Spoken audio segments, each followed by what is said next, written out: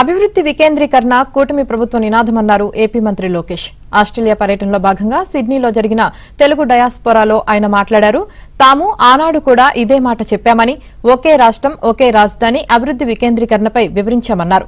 రాష్ట్రంలో ఎటువంటి పారిశ్రామిక అభివృద్ధి జరుగుతుందో సిడ్నీ వేదికగా మరోసారి మంత్రి లోకేష్ స్పష్టం చేశారు. ఏ రాష్ట్రానికి రాని విధంగా 10 లక్షల కోట్ల పెట్టుబడి ఒక్క ఆంధ్ర రాష్ట్రానికే సొంతమైంది.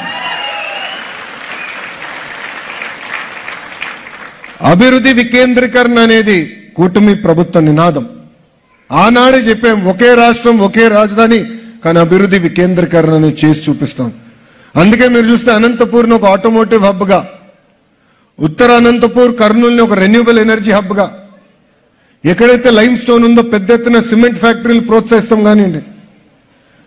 అదేవిధంగా చిత్తూరు కడపకు వచ్చేగల పెద్ద ఎత్తున ఎలక్ట్రానిక్స్ మ్యానుఫ్యాక్చరింగ్ హబ్గా, నెల్లూరు ఇప్పటికీ అద్భుతమైన పరిశ్రమలు వచ్చినాయి. ఏకంగా ఇప్పుడు ఒక రిఫైనరీ కూడా నెల్లూరుకి తీసుకురాబోతున్నాం. ప్రకాశం జిల్లాని సిబిజీ కంప్రెస్డ్ బయోగ్యాస్ హబ్గా, కృష్ణా గుంటూరుని ఏకంగా క్వాంటమ్ కంప్యూటింగ్ వ్యాలీగా, ఉభయ గోదావరి జిల్లాలు ఆక్వాలో ఆల్రెడీ నంబర్ 1, వాళ్ళని కూడా పెద్ద ఎత్తున ప్రోత్సహించి అక్కడ కూడా డిఫెన్స్ పరిశ్రమలు తీసుకురావాలని కష్టపడుతున్నాం.